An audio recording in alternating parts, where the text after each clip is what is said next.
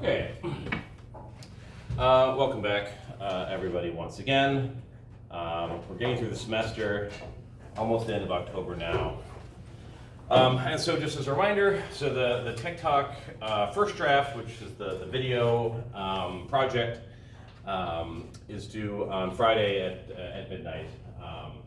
If you need a little bit of extra time or whatever, please just let me know. It's okay if they don't all come in at the exact same time, because it's going to take you some time to grade them and get you back the feedback.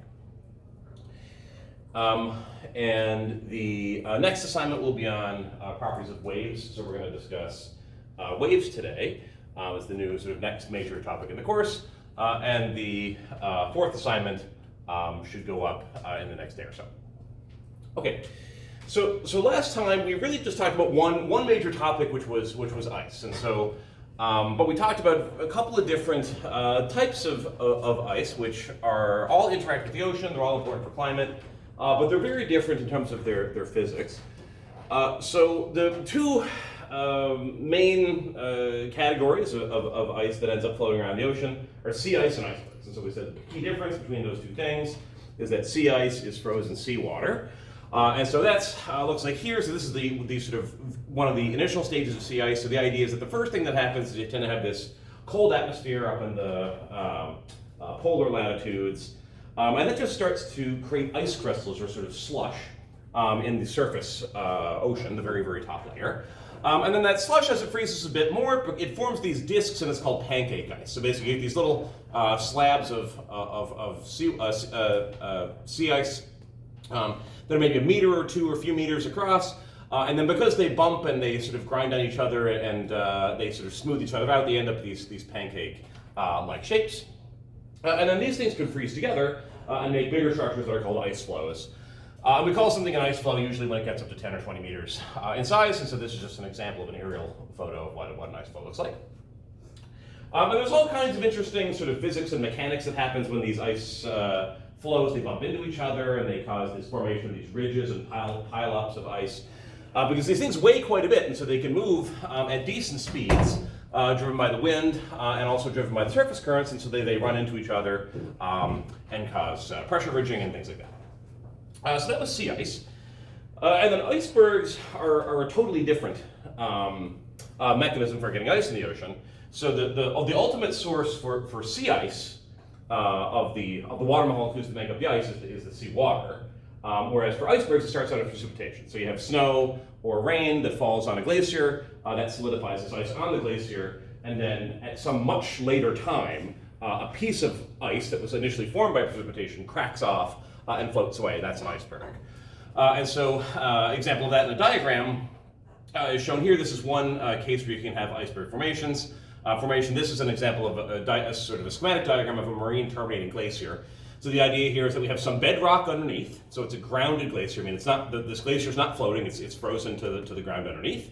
And then it's got all these holes in it. Those holes are called crevasses. Those are very dangerous if you're doing work on the glaciers or scientific research on the glaciers. And at the edge of this, pieces of the glacier can just break off for various reasons. And there's a couple of schematics of how that can happen. It can often happen when you have sort of relatively warm surface ocean waters that sort of erode the edge of the glacier, and then pieces just crack off. And another situation where you can get very, very large pieces of ice cracking off a glacier is shown in this example. You have a situation called an ice shelf.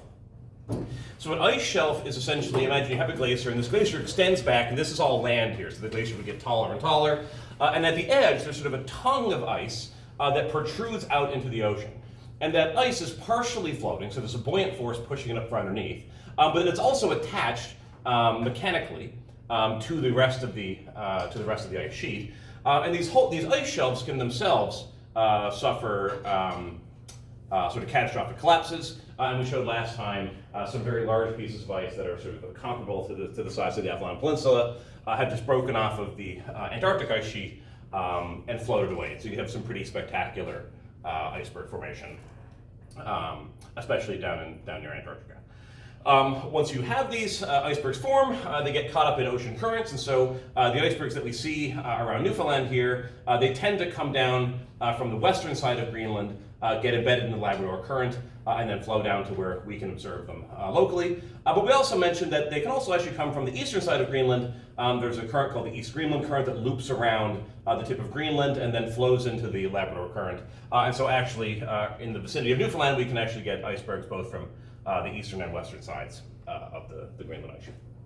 Okay, so that was kind of our just quick run through ice. So this course doesn't spend a whole bunch of time on ice. We also want to say a few things about the major types of ice that are very influential for the ocean, which are these glaciers and then the sea ice, and then the icebergs that come from the glaciers.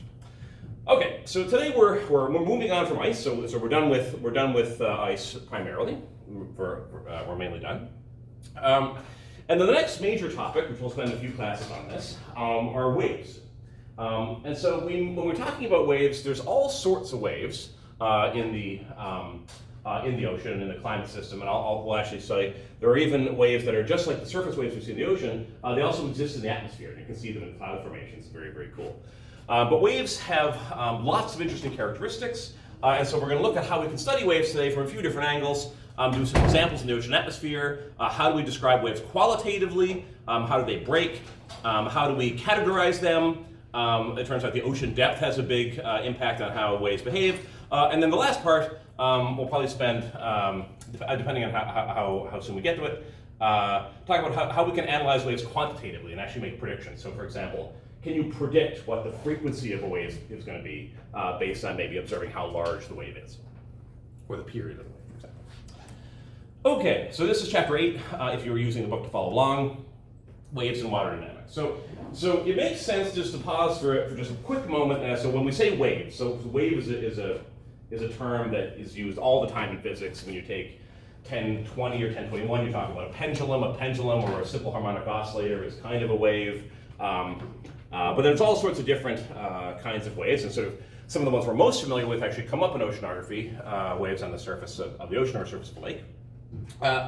And so there's really two essential ingredients that produce a wave. So the first one is that you have to have some kind of disturbing force.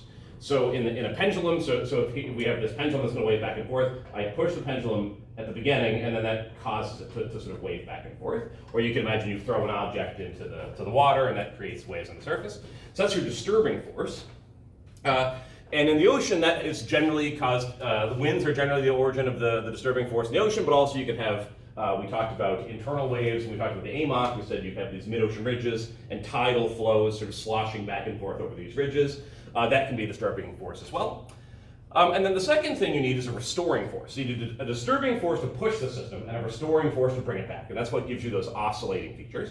And so in this case, the disturbing force is me hitting the pendulum. And then the restoring force is gravity. So gravity, if the pendulum is not hanging vertically, gravity pulls it back down, and that causes the thing to oscillate back and forth. And so actually gravity is also the restoring force for surface gravity waves. If you slap the surface and you cause the surface to rise a little bit, gravity pulls it back down, and then that signal propagates. And so the restoring force is gravity. And so the type of waves that we're going to study in the ocean are called surface gravity waves or internal gravity waves. And they're called gravity waves because gravity provides that restoring force. But they're always associated with a density contrast. And so when we think of waves at the surface of the ocean, really that's on a density contrast because the atmosphere is less dense than the ocean. And so the surface of the ocean is kind of the interface between air at the top and then water at the bottom. But there are other ways where you can get a density contrast as well, or density interfaces. So for example, you can just have different layers of water that have different densities. So that would be a density contrast. And you can also have different layers of air that create a density contrast. And so we can have these same types of waves happening in the atmosphere. So we'll see some cool examples. So this is just a aerial photograph of just the sea surface. What has happened here is that there's been some wind in the system, and that has perturbed the ocean surface, provided that disturbing force. And then these are operating at the atmosphere-ocean interface, and you can see that there's this wave pattern. So you can see these sort of parallel crests and troughs. We'll talk about exactly that terminology now in a minute, but you can see that there's patterns of waves, and they tend to produce these long, approximately parallel sort of wave fronts, and this will be propagating. It looks like in this direction or in that direction in this case. It's hard to tell without the movie. But so this is what we mean when we say surface gravity waves in the ocean, just these long wave fronts that tend to propagate parallel to one another. Now, they're sort of less familiar in the atmosphere, but a very similar set of phenomena can happen. So here, what we're just looking at is just aerial photos of clouds. So I think this is a satellite photo. And what you can see is that in this cloud layer, there are very similar long fronts. And if we had a movie of this, so sort of a long-term movie, maybe over a couple hours or something, you could see these things propagating. And what has happened here, actually, is that there's an island here, Guadalupe Island, and when the air flows over that landmass, it causes the air to get vertically perturbed, and it sort of starts bumping up and down as it flows over this island. And that actually creates this wave pattern. So in this case, the disturbing force is the fact that the flow is flowing over, the airflow is going over this island, which maybe has some mountains or some topography on it. And then the restoring force is, again, that we have different layers of air that are, say, different temperature. And so then through the ideal gas law, they have different density, and so we have density interfaces that can then support this waviness. And again, it's ultimately gravity that brings that causes the restoring force that allows us to have these oscillating waves. But you can see similar patterns. The key thing is you can see similar wave patterns actually in cloud formations in the atmosphere that are driven by very, very similar dynamics to what we see in the ocean. But of course, in the atmosphere, the air is invisible, so you can't actually see it until it manifests in the cloud patterns. But so it's both an atmosphere and ocean phenomenon. And a simple conceptual way to think about it is in a layered system like this. So this is now an example of the upper ocean. And so we know that you can have these waves on the surface of the ocean. So here we have air up here, water down here, and so at that air-ocean interface you have waves. But it's also the case that the ocean tends to be stably stratified. So we have, say, warmer water that might have a lower density at the surface, and then colder water or saltier water underneath that has a high density. And so then there's an interface between the low density and the high density, and you can also have waves here shown on the side that are propagating on that density interface. And so when the waves are on the surface, they're called surface gravity waves, and when the waves are on these interfaces, they're called internal gravity waves. Actually, the internal waves can be much larger, actually, than the surface waves. The amount this interface bobs up and down can be 100 meters or so. And so you can imagine that can be a problem if, for example, you're in a submarine or something. So if these water parcels are sloshing up and down 100 meters, if you're in a submarine down here, for example, that could be dangerous. And so we'll talk about actually some ways that you can get around that. It turns out you can sort of you can go down underneath these waves so that you don't feel them anymore, and that's something that submarine navigators would do. Okay, so you have waves on the surface, waves in the atmosphere, and then waves on density interfaces, which are called internal gravity waves. And these all have the same principles. You need a disturbing force, whether it's winds or tides or something like that, to get them going. The disturbing force, then you need the restoring force, and the restoring force comes from the density contrast. Okay, so I think I showed this before, but I don't think we had a chance. I think the internet was iffy that day. So let me go look at this movie. So this is a movie of internal gravity waves in a tank.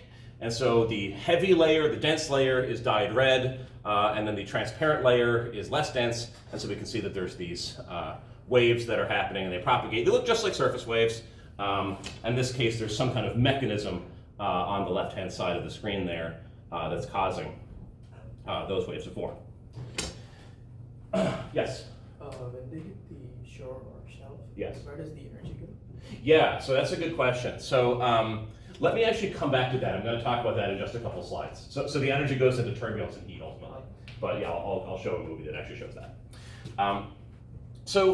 Just to give a picture of in the ocean, how big can these internal waves be? So we saw that you can have this, the red dye was heavier, and then the transparent water was lighter, and this was these up and down motions. And so we can also just see those directly in the ocean. So what this plot is showing, it's a little bit messy looking, but so now, so the y-axis here is depth. So we start at the surface, mixed layers near at the surface, and then we've got down to about 400 meters. And then the x-axis here is time, and it's proceeding from May 31st, June 1st, June 2nd. So it's over the course of about 5 days here. And what the colors are showing is the temperature of the water. And the black lines are lines of constant temperature. So you can think of the spaces between these lines as layers that have a certain density or a certain temperature. And what we can see is that there are these bumps happening. So we have down, down, down, up, down, up, down, up. And the time that it takes to do one of these dips and then come back around is actually about a day.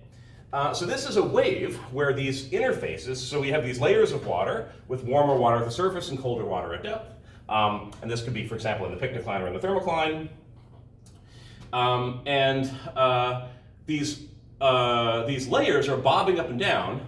And if you look at how much they're bobbing up and down, it goes maybe about almost 100 meters, maybe 70 or 80 meters up and down. And it's really happening very slowly. So usually when you look at the surface of the ocean, you see the waves kind of bob up and down maybe a few seconds, maybe 10 seconds period.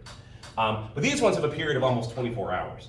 And so there's a whole range of time scales and of spatial scales and sizes in the ocean. And there's a whole what we call the spectrum of waves. There's all different sorts of waves with different periods, different frequencies, different wavelengths, and also different amplitudes. So these are waves in the surface ocean. We have quite a large amplitude, 80 meters or so up and down, and quite a long period of about 24 hours. Okay. So when we first learn, when we first learn about waves in maybe high school physics or maybe some earlier science class actually, we divide waves into these different categories. And so what in the general scheme of what waves are, what kind of waves are these surface waves? And there's a couple of very, very simple examples we learn when we first learn about waves. And one kind is the sound wave, which is an example of a longitudinal wave. So a longitudinal wave is a wave that involves compression and expansion.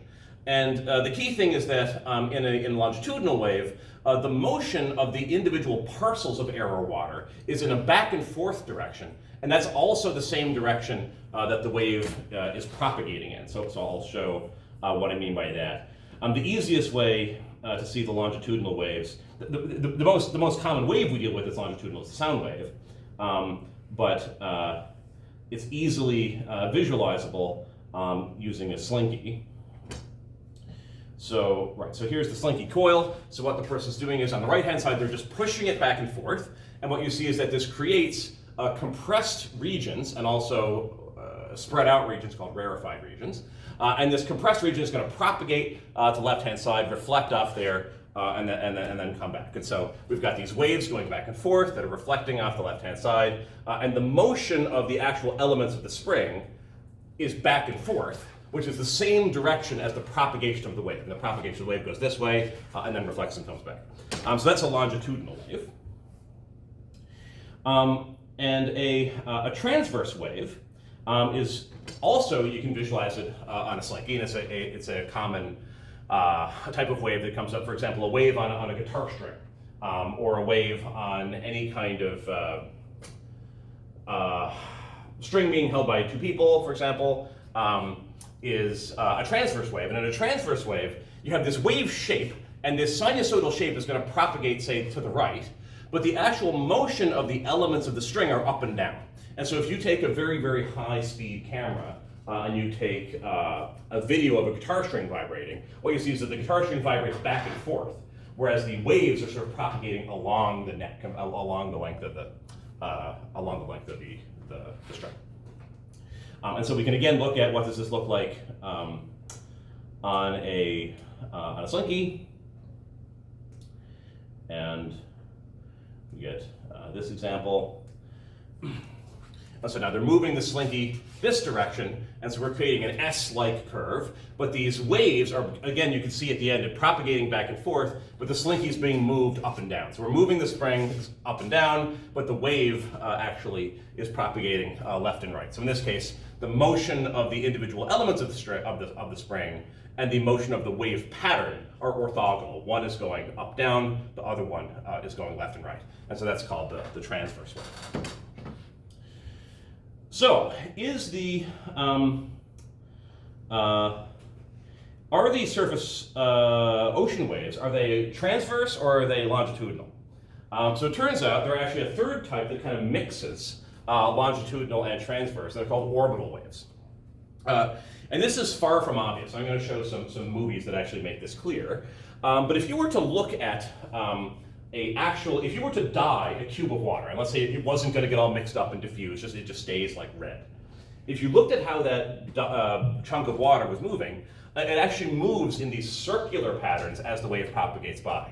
And so I'll show, so it's kind of very hard to tell without a better diagram than this in a movie. But if you look, what you'll see is, if you look at a point on the surface, it sort of moves in this, if the wave is propagating from left to right, the parcels of water, or for example, if you had a cork that was floating on the surface, that cork would also move in a circular clockwise pattern.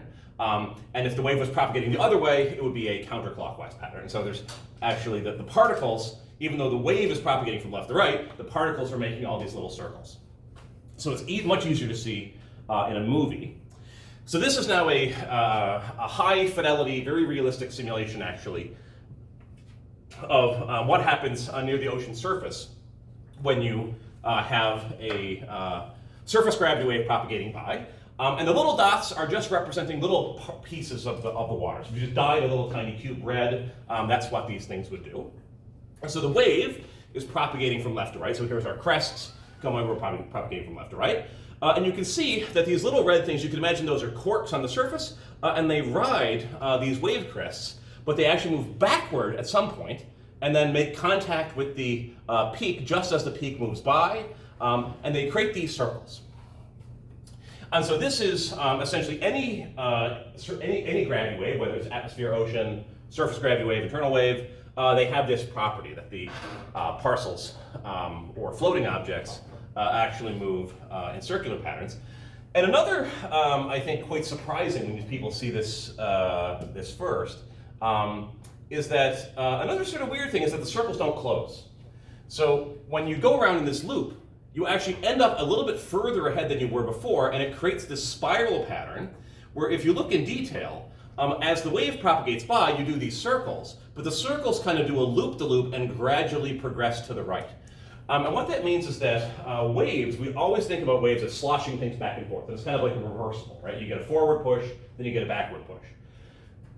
At what is called the linear level, so there's a whole bunch of mathematics to this, and this phenomenon that the particles drift to the right over several loops, they gradually loop their way to the right, is a phenomenon called Stokes drift. And what it means is that when you have a train of waves, a bunch of wave crests, they're all propagating in one direction, they actually tend to push stuff in the direction of the wave propagation. So they go back and forth, but they also gradually sort of edge their way in the direction of the propagating waves.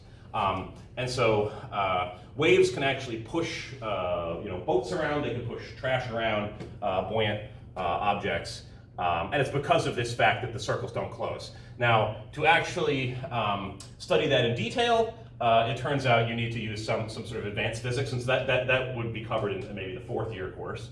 But it's not too hard to see with the simulation that the circles don't close, and in addition to the back and forth looping motion that's associated with the orbital wave, you also get sort of a slow progression in the direction that the wave is propagating. Okay, and we're getting to your question. I said it was a couple slides, this is just a couple more slides. Okay, so how do we talk about waves? So this is just a little bit of terminology. Probably most of this is pretty familiar, but I just want to sort of set our notation and set our symbols and so forth. So this is a schematic of what one of these waves looks like at the surface. So in this case, we've got these clockwise propagating circles, so we know our wave is propagating from left to right.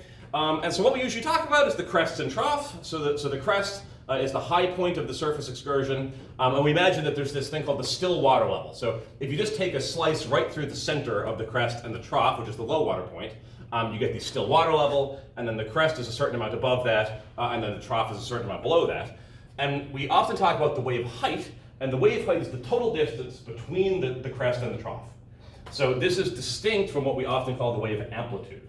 So the wave amplitude in physics is usually just the height of the crest above the still water level, but in surface wave discussions, it's conventionally done that you talk about the wave height, which is the difference between the crest and the trough, which actually will be twice the conventional amplitude.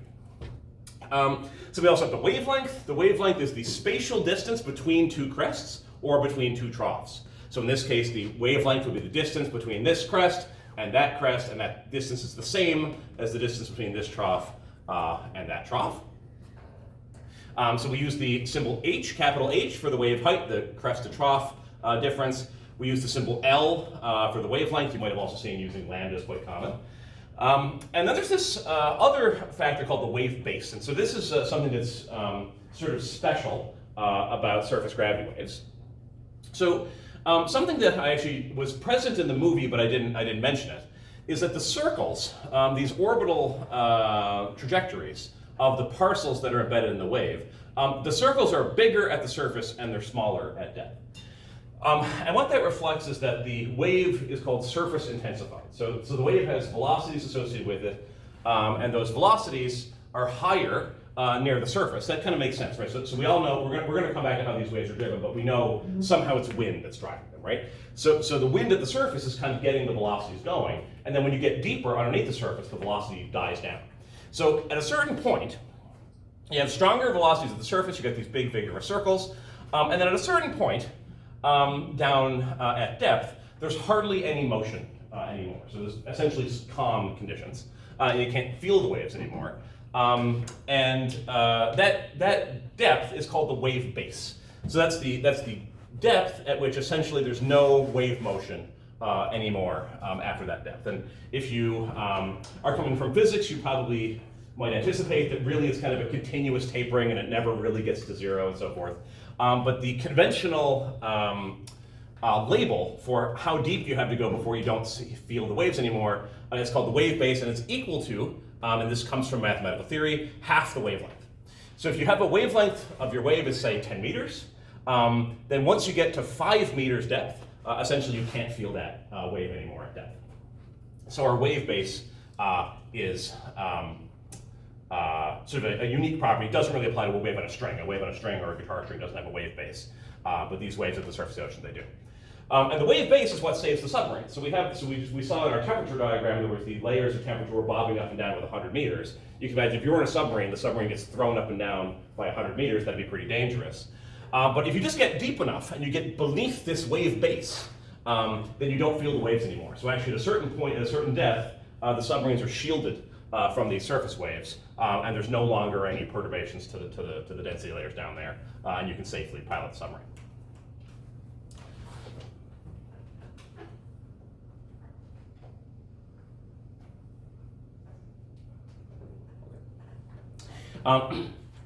So this is a very, very simple diagram. So the last one was showing how things are laid out in space. This is just showing how things are laid out in time. So in this case, I'll just go back. So in this diagram, we're imagining we have a snapshot of what the sea surface looks like. Right? It's low here, it's high here, it's low here, but it's not a movie. We just have a still frame of how it's looking in time.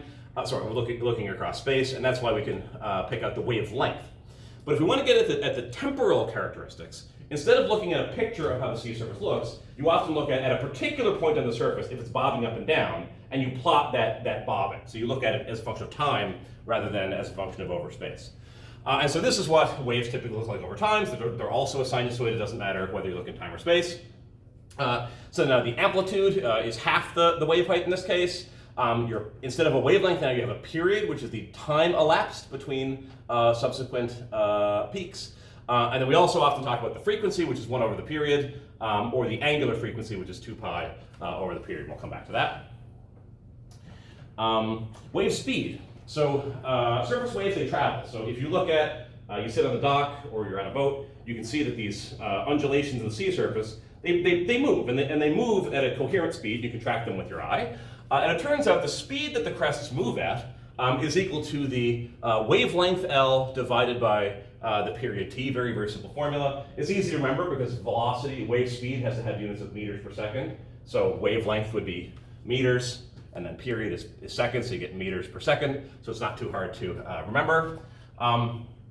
And then this is what the propagation of the wave looks like. This is a sort of a low quality simulation, but if you have, this is now distance, and so now we're actually looking at a movie of the wave. So we have our wavelength is maybe, looks like about 5 meters, but now this thing is propagating to the right with a particular wave speed, which is given by this ratio of the wavelength to the period.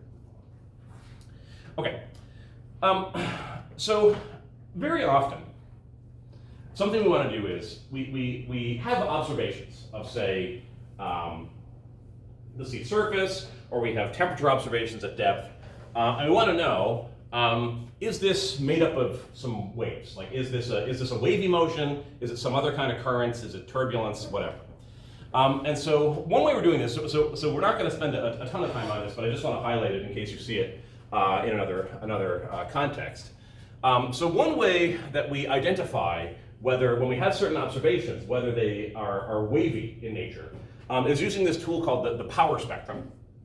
And there's some sort of a little bit complicated math that goes into producing these plots, but interpreting them is not very difficult. So the idea here is we're going to ask, suppose I just have some ocean observations. I have the sea surface heights and they're bobbing up and down. How much of the, so that flow has some energy, right? So it's moving around, so there's kinetic energy.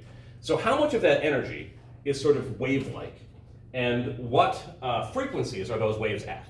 And you could do a certain mathematical analysis, and it'll produce a figure like this. This is actually from the book, and I'll show a more data-driven figure after this, where what we'll do is we'll plot on one axis, we're going to separate the different waves out by their period.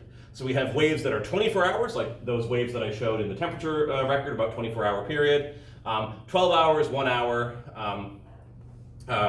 all the way down to a tenth of a second. And then what we plot is how much energy is in waves that have those frequencies. And what you get is a graph that has various peaks in it. And when you see peaks, that means that waves at that frequency are important. So here, so the x-axis here is the energy, and so we have a sort of a broad peak of energy here, and that would be associated in this case with wind-driven waves. There'd be sort of no way to know that yet in this course. But another thing that can happen is you get very, very narrow peaks, and that's where these power spectra become very, very useful. So in this cartoon diagram, we see here at 24 hours and 12 hours, we have these very, very narrow peaks. And what that means is that there's a whole bunch of energy concentrated in oscillations or waves that have about a 12-hour period, and then there's also a ton of energy concentrated in waves that have a 24-hour period, so about a day. And so when we'll see in the next part of the course, that's associated with tides. So tides essentially happen either once or twice a day, depending on the specific regional configuration, generally twice a day. And so if you just look at data, you'll see these oscillations of the temperature levels rising up and down with this 12-hour and 24-hour periods. And then when we do your power spectrum, you'll see these things pop out as peaks. And so the main thing to take away from this is that we can represent a complicated data set in terms of how much energy is in various waves, and then waves that are very pronounced in the signal show up as these sharp peaks. And so tides are a key example where we have sharp peaks happening. So here's a very similar diagram. Now it's been rotated. So now instead of the period being on the y-axis, the frequency is now on the x-axis. So we've changed from period to frequency, and we've rotated the graph. But the same idea is we've got a wave property, the frequency in this case, on the x-axis, and the amount of energy that's in those waves is on the y-axis. And you can ignore the dashed curve here, just look at the solid curve for now. And again, we can see there's like energy at all different frequencies have some energy. And then there's a big peak right here labeled M2. M2 stands for one of the tidal frequencies. So this is a tidal peak. And this one labeled F is associated with the rotation of the Earth. So it turns out the rotation of the Earth also generates waves that have a particular period that is closely related to the rotational period. And so we've got lots of energy in waves that are associated with Earth's rotation, and then lots of energy in waves that are associated with the tides. And so just having a general understanding of basically what peaks mean, that peaks mean that you have some very coherent, energetic, well, actually not necessarily coherent, but you have some very energetic waves in your data set, and they tend to be at frequencies like the tidal frequency and also the Earth's rotation frequency.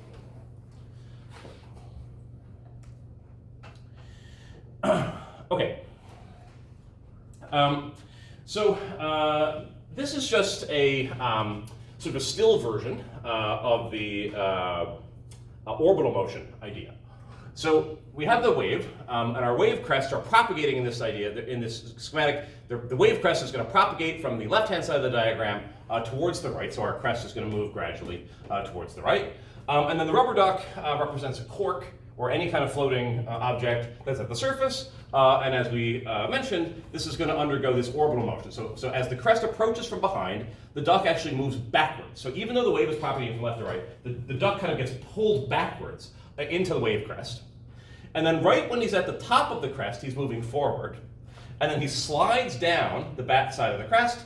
And actually, when he's right at the base of the crest is when he's moving, at the base of the trough, rather. He's moving exactly backwards. And so it does this cool looking circle. And if it's kind of worth it to go back in the notes and just like stare at that movie for a little while, and you'll sort of very quickly get the sense of how these orbital waves work. And you can actually, if you get a bath or whatever, you can create a wave, and if you have a rubber duck, you'll actually be able to see, if you look closely, you can see it executing this circular pattern. So we've already seen this. Okay, so the question was asked earlier about braking waves. So in that tank, we saw that the waves are sort of getting over to the right-hand side, and something happens to them. So what happens to the energy? So what happens to the energy is closely related to this concept of braking. So braking is something you see at the beach. The waves come in. At a certain point, they kind of fold over each other. You kind of get the top of the wave sort of pitches over the bottom, and you get air stirred in and foam, and things mix up. And then you kind of don't have a coherent wave anymore after that. It kind of breaks up the structure, becomes randomized. So when does that happen? So it turns out there's actually quite a well-developed theory. Wave braking is this kind of violent process, right, where the smooth periodic sinusoidal shape of the wave kind of breaks down, things get sharp, they get mixed, and they get complicated. But when that happens, it's actually quite well characterized. And so we can predict when a wave is going to break based on what is called the wave steepness. So the wave steepness is a parameter that's defined as the ratio of the wave height, which is the crest to trough distance, that's the wave height, divided by the wave length. And it's called h over L. And you can imagine when h gets really big, when the waves are really, really tall, that means they're very, very energetic, they can move quickly. When the waves are very tall, you tend to get braking. And there's a well-categorized, characterized criterion, which is that when the wave steepness is less than 1/7, meaning the length of the wave is at least 7 times the height. So it's longer by a factor of 7 than it is tall. That's when you have stable waves. So those are not going to break. But then when the wavelength gets shorter than that, so our height is bigger than 7 times the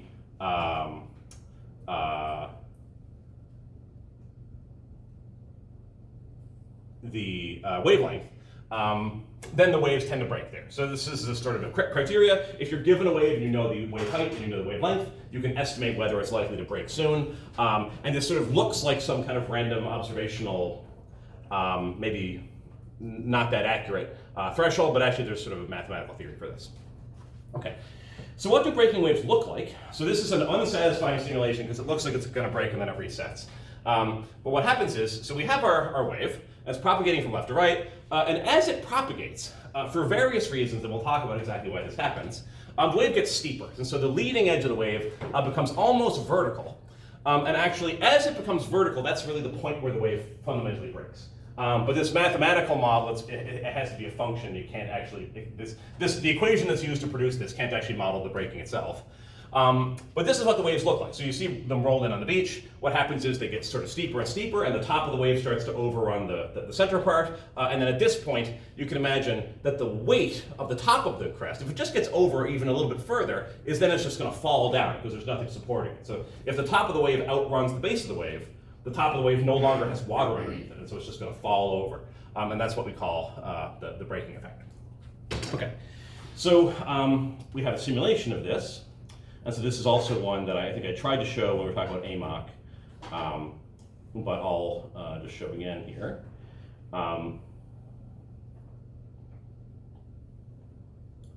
So go back to the beginning. Here we go. Okay, so it's going to be a wave coming in from the left-hand side. And we have a shoaling seafloor here. So this is actually coming up on the beach. So the beach that has very, very shallow water right near the beach, and then deeper outside. So as the wave comes up, it gets steeper, and then the peak of the wave overruns the base, and then we get this sort of roll up, this vortex that starts rotating the other direction. And what you can see is that in the end, oh, I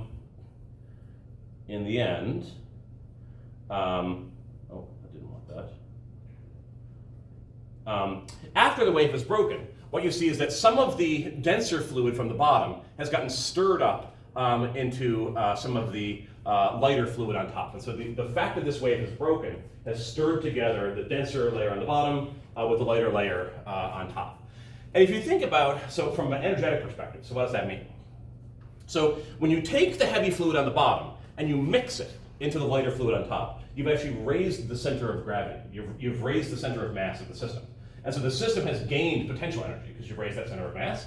And so where did the energy come from to raise that center of mass? It came from the energy of the waves. And so the energy that was in those coherent waves goes into a few places. It can go into mixing. And when we say the energy goes into mixing, what we mean is it's raised the center of mass and changed the stratification. It can also go into heat. So when the wave breaks up, it creates all these small-scale turbulent motions, and then those little motions, they rub against each other inside the fluid with viscosity, and that can generate heat. And then also, in other situations, actually, the energy of the waves can go into currents. So if you have say have the Gulf Stream, sometimes the energy of waves can actually get absorbed by the Gulf Stream and actually make the Gulf Stream stronger. And actually tracking down the energy pathways in systems where you have waves, changing geometry, shoaling, currents, that's like active research. So there's hundreds of papers all the time about how to track down all the energy and understand the overall sort of energy balance of the ocean. Okay, so that was sort of the qualitative stuff. So generally, how do we describe waves? Longitudinal, transverse, orbital. What are the characteristics in terms of the wavelength, wave height, wave base, etc. Frequency period, steepness. But now we're going to start to move toward how we can quantify and predict the behavior of waves using mathematical formulas. So it's not going to get super mathy, but probably a little bit more mathy than the rest of the course. There's basically one sort of complex formula that we're going to analyze a little bit.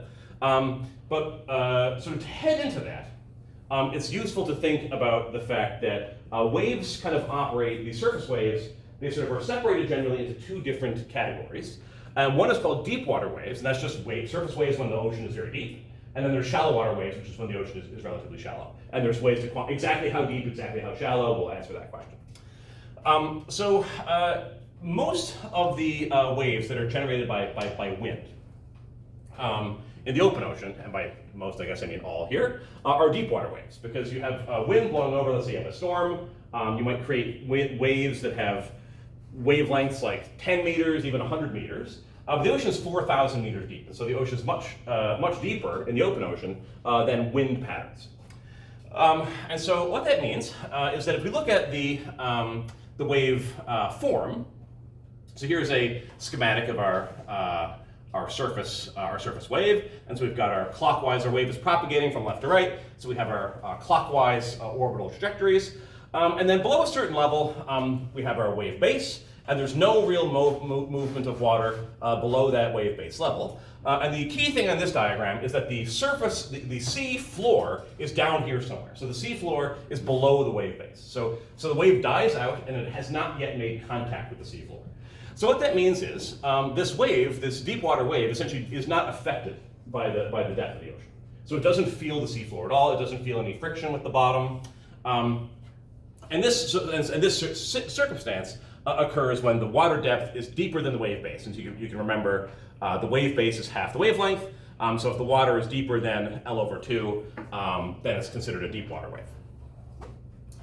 And deep water waves have their own special properties that are distinct from shallow water waves that we'll get to. And for deep water waves, it turns out that the speed of the waves depends on how big they are. And so what this curve is showing is the x-axis is the wavelength of the wave, or how sort of large the waves are in terms of their horizontal extent, not how large they are in terms of their amplitude or their height. Yes? So we're discussing like linear wave directions. Yeah. But for cases like, let's say, hurricane, they have a different direction in each quadrant. But Right. they still follow the orbital motion and stuff. Well, so a hurricane is not really a wave. So a hurricane. So do you mean the waves that are produced by the hurricane? Yeah, produced by Okay. the hurricane. So so when you have something like a hurricane, the hurricane will generate waves, and in those waves will essentially propagate outward radially from the hurricane, and they'll go in all directions. But they also might have preferential directions depending on the motion of the hurricane, the prevailing winds in the area, etc. But so the hurricane itself is not a wave, which is not what you were asking. But the waves that propagate outward from the hurricane, they all move in different directions, and so you would need to look locally at a particular patch, and then you'd be able to quantify what's the wavelength, frequency, direction of motion, wave speed. But in some sense, it'll be approximately symmetrical and kind of like radially going outward, because the hurricane's roughly speaking a circle. Okay, so for these deep water waves, these are waves where the wave base is high off the sea floor. So the wave basically makes no contact with the ocean bottom. And in that case, how fast the waves move, the wave speed, which is shown on the y-axis here, depends on the spatial extent of the wave, the wave length. So if wavelength on this side, wave speed on this side. What we see is that as the wave length gets larger, the speed goes up. And this actually has some cool implications for how we observe waves from things like big storms. But we're out of time for today, so we will circle back and continue discussing waves on Friday. And then on Friday, I'll try to put the assignment up before Friday, and then I think on Friday you should have all of the tools you need to do the fourth assignment. Okay, great. Just let me know if you need anything in terms of the TikTok assignment, anything like that. And I will see everybody on Friday.